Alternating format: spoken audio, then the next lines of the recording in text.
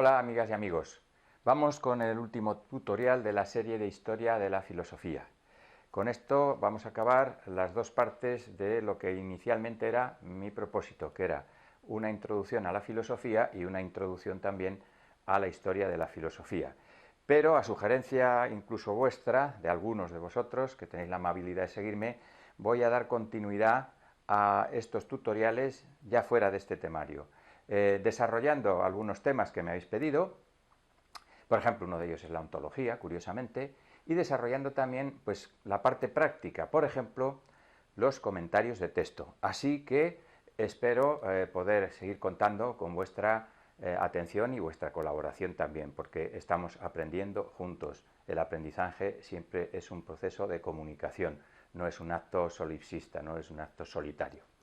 Bien, el tema de hoy es el tema muy amplio porque es la filosofía de los siglos XX y XXI. He puesto filosofías por dos motivos, porque son muchas, somos muchos ya en el planeta, son muy diversas, y además también porque no hay unas filosofías centrales como en otros siglos, por ejemplo el racionalismo, el empirismo, la ilustración, no hay un movimiento, en otros momentos pues pudo ser el marxismo, ¿no? Hay, digamos, en el siglo XX y XXI una gran dispersión. Por eso lo he titulado Filosofías. Y lo he dividido en estos 5 apartados que vamos a desarrollar y que están aquí detrás en el esquema. Empezamos rápidamente por el primero, que se titula La razón escindida, y que agrupa una serie de filosofías que son diversas, que no dicen lo mismo, pero que sí que comparten un punto de vista común, que está aquí entre paréntesis. La irreductibilidad de lo humano, una palabra un poquito compleja de pronunciar, lo irreductible del fenómeno del ser humano y de la existencia humana. ¿Qué quiere decir esto? Pues que frente al gran desarrollo científico que han tenido en los últimos siglos y años pues la humanidad, ellos tienen una cierta crítica o decepción, y es que ese gran avance científico no resuelve, digamos, los problemas existenciales, no aborda la problemática humana, que queda marginada, por así decirlo. Y queda marginada porque el ser humano es algo especial. Es él el que hace la ciencia, pero es él el que sufre la vida. Y por lo tanto, al ser un ser tan especial, pues hay que abordarlo desde otro punto de vista. Tenemos el vitalismo, que ya lo vimos con Nietzsche, aunque Nietzsche es de finales del siglo XIX, justo muere a la entrada del XX, pero que da lugar a toda una corriente que es el vitalismo, en la cual pues está desde Henri Bergson, en España Ortega y Gasset. El punto de vista es que la vida es un fenómeno, digamos, inabarcable, también irreductible a lo racional, que es anterior a la razón, que la razón es un instrumento de esa fuerza anterior, no siempre asimilable por la razón, que pues para Nietzsche era, recordáis, la voluntad de poder, ¿no? Esa corriente se desarrolla también durante una gran parte de la primera mitad del siglo XX. También en esa época se desarrolla el historicismo, cuya figura más importante es Dilthey. El historicismo encuadra ese fenómeno de lo humano, la historia, claro está, todo lo humano es historia, es histórico, está sometido al desarrollo del ser humano y sus circunstancias, que son la cultura, el momento, el lugar donde vive. Por lo tanto, todos los fenómenos humanos hay que interpretarlos desde ese punto de vista, ¿no? Desde el punto de vista histórico. Por eso Dilthey funda la hermenéutica, es decir, el arte y la ciencia de interpretar lo humano. La fenomenología es un método y a la vez una filosofía fundada por Husserl, que lo que hace hincapié es, como su propio nombre indica, en el fenómeno. El fenómeno, en su sentido original griego, es lo que aparece, ¿no?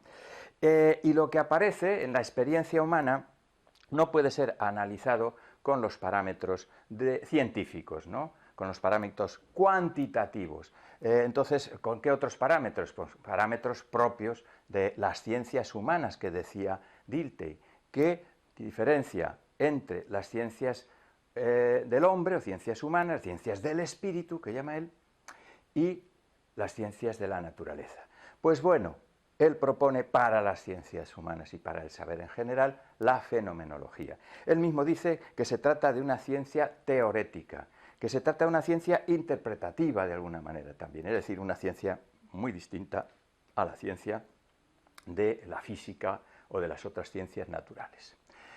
Ese método también es, digamos, aceptado por el existencialismo, que analiza la existencia humana como el principal y el fundamental fenómeno. Es el fenómeno fundante de nuestra, digamos, vida. Nosotros no tenemos esencia, sino existencia, es decir, nosotros nos hacemos, nos cocemos, nos realizamos en, digamos, la vida diaria, en las circunstancias que nos rodean y cómo las procesamos, cómo las vivimos, qué decisiones tomamos.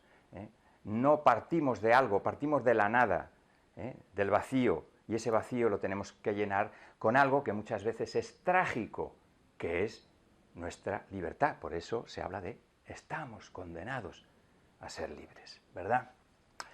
Bien, digamos, este tipo de corrientes, de alguna manera, pues tienen el problema de lo que decimos aquí, de escindir la razón, es decir, de que haya dos razones, y incluso dentro de una de ellas, la razón que aborda los fenómenos humanos, ya no una, sino muchísimas razones, es decir, la dispersión, la subjetividad, la falta, digamos, de unidad de la razón.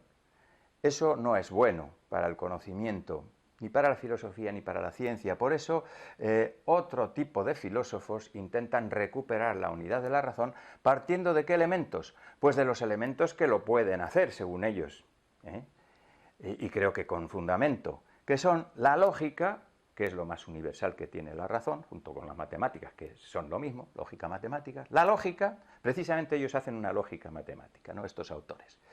La ciencia, que es también un lenguaje universal, porque la ciencia entre la comunidad científica no se discute entre los ignorantes, negacionistas, etcétera, ¿no? La ciencia unifica el conocimiento humano. Y el lenguaje, que tiene como misión precisamente que nos entendamos los humanos, las estructuras lingüísticas que van a ser analizadas también en este tiempo por Saussure y que va a dar lugar también al estructuralismo, pues el lenguaje también, la raíz del lenguaje, su naturaleza, puede también unificarnos. Y aquí tenemos dos corrientes, neopositivismo y filosofía analítica, cuyas figuras principales son Bertrand Russell y Ludwig Wittgenstein, pero que hay una constelación de figuras en torno a estos movimientos, también asociados pues a la filosofía de la ciencia, a la metodología, de la Catos, etc. El intento común es el que hemos dicho aquí, y eso es lo más importante porque no nos da tiempo a desarrollarlo todo, evidentemente. Otro movimiento que he querido destacar es la nueva racionalidad crítica. Recordad la razón crítica de Kant.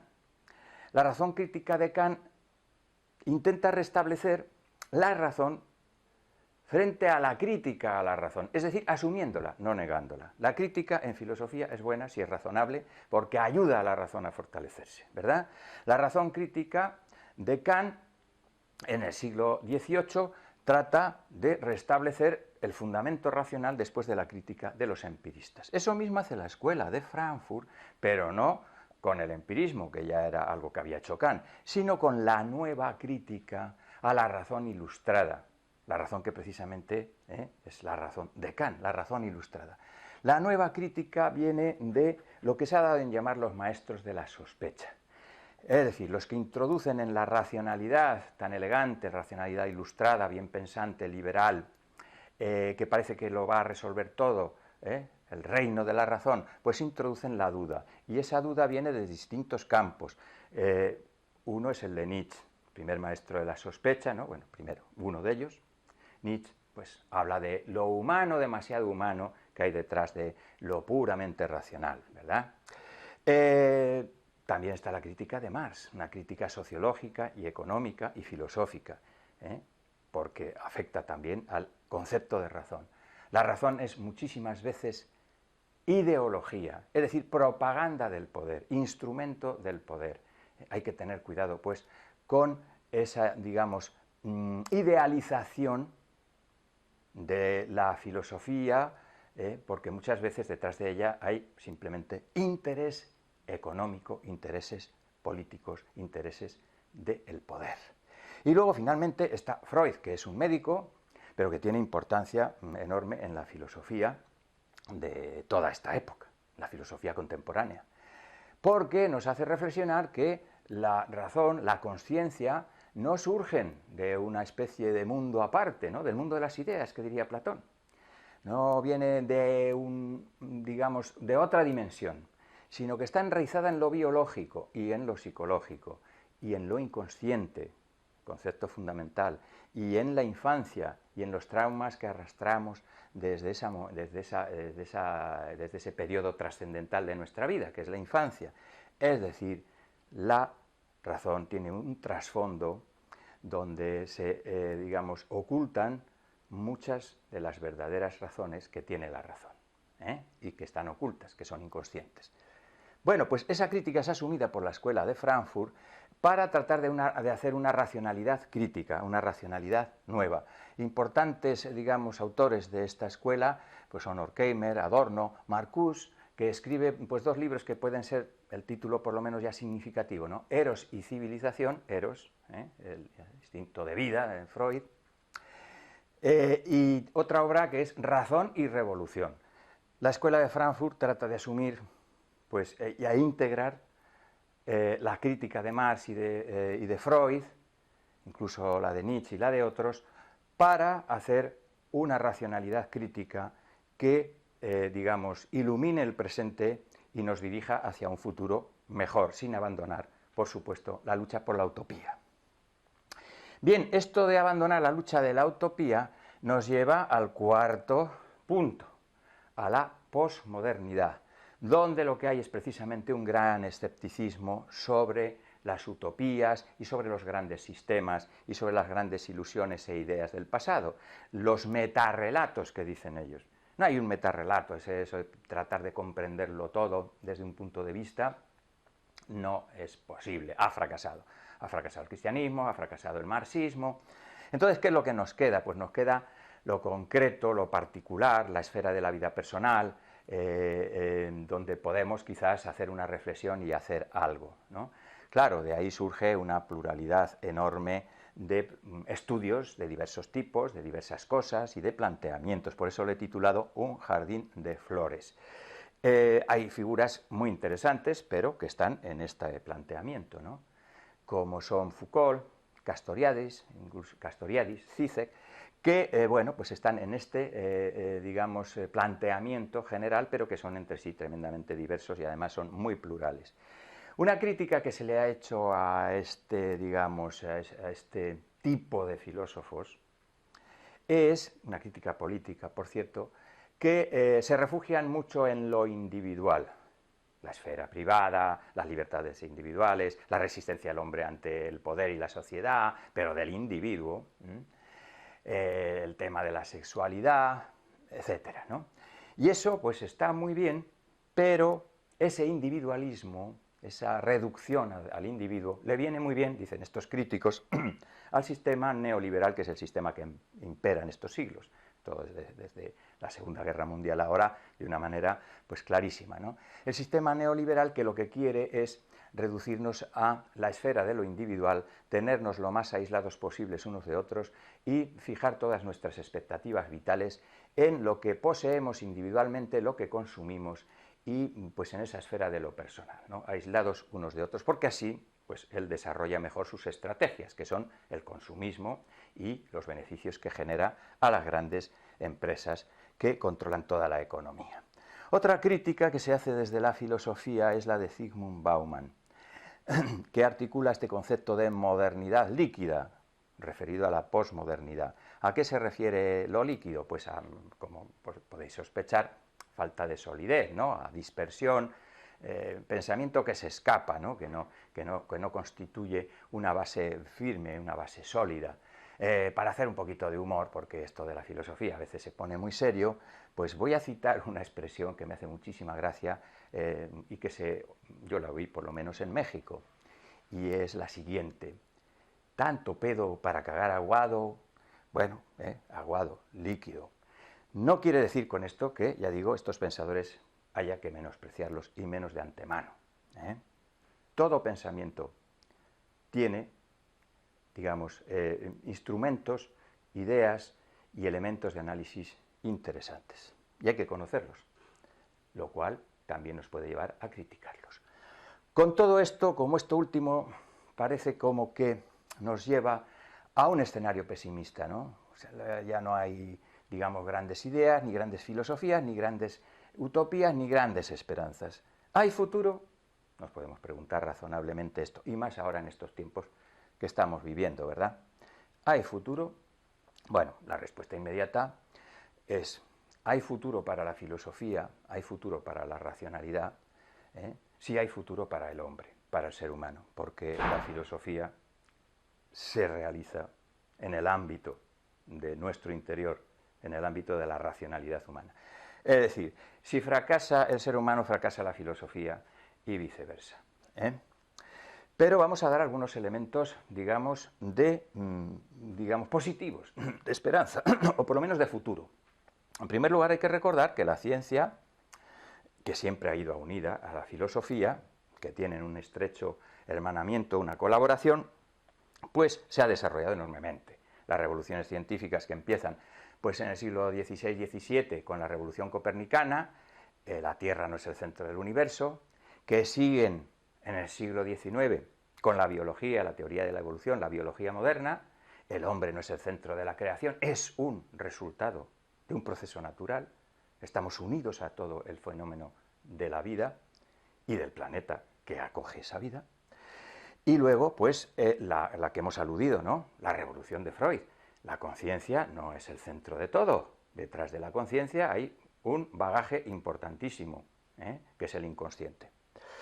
Bien, además tenemos otra revolución tremenda, importantísima, como es pues, la de la física de partículas, de la física contemporánea. Hemos logrado descubrir la fuerza que hay en el átomo, que antes creíamos que era una partícula indivisible, ¿no? Ahí sólida, inmóvil, dentro de ella, bueno, pues todo el movimiento que hay dentro, el movimiento que ha generado el cosmos. Las fuerzas del átomo, las fuerzas atómicas, ¿no? Que, por cierto, nada más descubrir lo que hicimos, aplicarlo a la destrucción de unos contra otros. Esa es la parte negativa. Pero la ciencia nos ha aportado otras cosas que son absolutamente positivas. La ciencia es un buen instrumento siempre y cuando, claro, se admita, en primer lugar, no solamente lo que nos interesa, es decir, cómo producir más o cómo matar a nuestros enemigos, sino cómo conocer el mundo donde vivimos. Por eso los negacionistas son tan peligrosos. Bien, el pensamiento filosófico que acompaña a este desarrollo científico, creo yo que ha de tener, para que tenga futuro, no es una opinión mía solo, por supuesto, estas tres claves.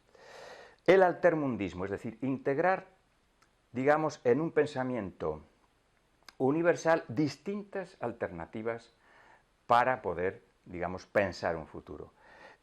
Si no vemos más que el mundo que tenemos, pues moriremos con él cuando él muera. Sin alternativas no hay libertad. Por lo tanto, hay muchos movimientos altermundistas que están proponiendo alternativas. Hace falta que cuajen y, sobre todo, que nos dejen elegir. El altermundismo es, por lo tanto, una fuerza de pensamiento actual muy importante. No es el fin de la historia, el neocapitalismo. Puede ser el fin de la historia y de la humanidad si no tenemos alternativas. Pero existen alternativas. El otro, digamos, parámetro importante es la razón dialógica, que sería Habermas, de la Escuela de Frankfurt, es el que acuña este concepto, que sería la razón de la democracia y de los tiempos modernos. Somos casi 8.000 millones de personas, tenemos que entendernos entre todos. No puede haber ningún eurocentrismo o ningún, digamos, centro privilegiado, tenemos que entendernos entre todos. Y para ello, el diálogo racional, porque el otro no vale para nada, el diálogo racional, el diálogo que se hace desde la lógica y desde la ciencia, nos puede ayudar mucho a integrar todos los puntos de vista. Y luego la visión sistémica, es decir, reconocer la realidad que la ciencia nos está mostrando. Somos parte de un sistema, no somos elementos ajenos a este planeta, hemos nacido en él, vivimos de él, Tenemos que interrelacionar con el ecosistema y desarrollar los elementos más positivos de nuestra historia, tanto evolutiva como cultural, que han sido y seguirán siendo, si tenemos un futuro, pues la cohesión social, la colaboración entre nosotros mismos y el conocimiento del medio. El medio que hoy en día es toda la biosfera, todo el planeta Tierra y nuestra tribu, toda la humanidad. Gracias, amigos y amigas.